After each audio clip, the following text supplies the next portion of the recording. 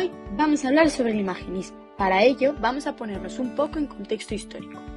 El imaginismo tuvo sus raíces en Rusia a principios del siglo XX, en un momento de gran agitación política, social y cultural. La Revolución Rusa de 1905 y la posterior Revolución de octubre de 1917 crearon un clima de cambio y experimentación en todas las esferas de la vida rusa, incluida la literatura. Los jóvenes poetas rusos, descontentos con las formas poéticas tradicionales y buscando expresar nuevas ideas y sensaciones, se reunieron en torno a la figura central del imaginismo, el poeta ruso Osip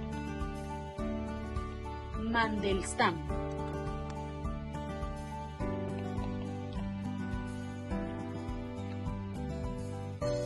A continuación vamos a ver las características de esta corriente. Primero, tenemos las imágenes vívidas. Los imaginistas se esforzaron por crear imágenes poéticas que fueran visuales, sensoriales y emocionalmente impactantes. Utilizaron metáforas y descripciones detalladas para evocar imágenes nítidas en la mente del lector. Por otro lado, tenemos que tiene que ser un lenguaje claro y preciso. A diferencia de la poesía simbolista, que a menudo era abstracta y hermética, los imaginistas valoraban la claridad y la precisión en el lenguaje. Buscaban una expresión directa y sin adornos que transmitiera a sus ideas de manera afectiva. El foco en lo cotidiano. Aunque el imaginismo se inspiró en la modernidad y el progreso, muchos de sus poemas se centraron en escenas y objetos cotidianos. Los imaginistas encontraron belleza en lo ordinario y celebraron la vida urbana y la tecnología moderna en sus escritos. El rechazo del romanticismo.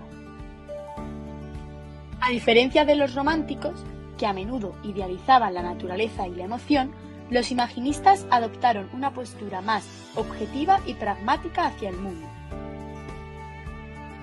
La experimentación formal.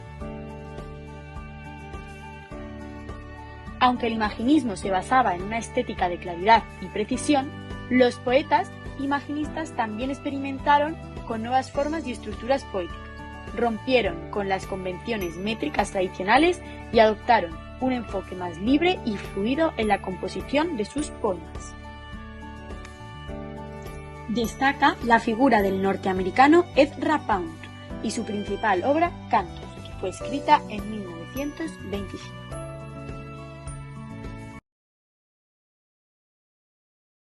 Bueno, yo os voy a hablar un poco sobre el surrealismo. Este movimiento surge a partir del agotamiento del dadaísmo y de los problemas personales entre Tezara y Breton.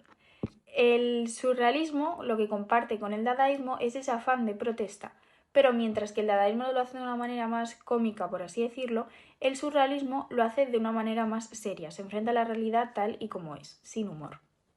André Breton, que es este señor de aquí, publica en 1924 el primer manifiesto y con esto se propone hacer una revolución integral cuyo lema es transformar la vida mediante la liberación del hombre y de su capacidad creadora. El surrealismo significa sobrerealismo, es decir, la superación de la realidad. Esta superación de la realidad se da mediante la integración de los sueños, que según las nuevas teorías de Freud se libera el subconsciente reprimido por las convenciones morales y sociales. Para liberar ese subconsciente se utilizan técnicas diversas. La escritura automática, es decir, sin reflexión, el collage de frases recortados al azar de periódicos o la interpretación de sueños. En un poema surrealista se emplean diferentes recursos, como por ejemplo el uso de asociaciones libres e inesperadas de palabras o metáforas insólitas. Y por último, es un lenguaje que no se dirige a nuestra razón, sino que lo que quiere hacer es despertar sentimientos y reacciones también del inconsciente. Y para finalizar este vídeo os voy a dejar algunas de las representaciones de este movimiento y algunos de los poemas.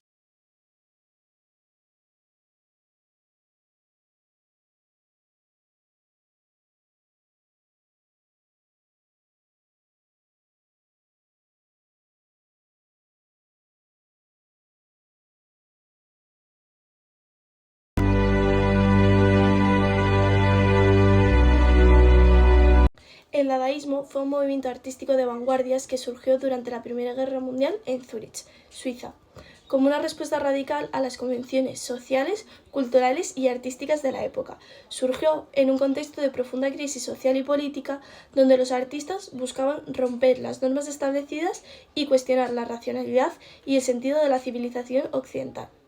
Los artistas dadaístas como Tristan Tzara, Hugo Ball, Marcel Janco y Sophie Taeuber-Arp, entre otros, buscaban expresar el caos del mundo moderno a través de la provocación, la ironía y el humor negro. Rechazaban las convenciones estéticas y literarias tradicionales, así cualquier forma de autoridad y jerarquía. El dadaísmo se caracteriza por su espíritu nihilista, su afán de destrucción creativa y su tendencia de subversión. Sus manifestaciones artísticas abarcaban una amplia gama de medios, incluyendo la poesía fonética, el collage, la escultura, el teatro y la pintura. Una de sus contribuciones más importantes del dadaísmo fue su enfoque en el ready-made, objetos cotidianos que eran elevados al rango de arte simplemente por el acto de ser seleccionados y representados en un contexto artístico. Este concepto popularizó por el artista Marcel Duchamp. Cuestionaba las nociones tradicionales de originalidad, autenticidad y valor de arte. El dadaísmo fue un movimiento internacional que se extendió rápidamente a ciudades como Berlín, París, Nueva York y Colonia, donde influyó en otros movimientos de vanguardia como el surrealismo, el constructivismo y el futurismo, aunque el movimiento dadaísta se disolvió a mediados de la década de 1920. Su legado perduró y sigue siendo una influencia significativa en el arte contemporáneo.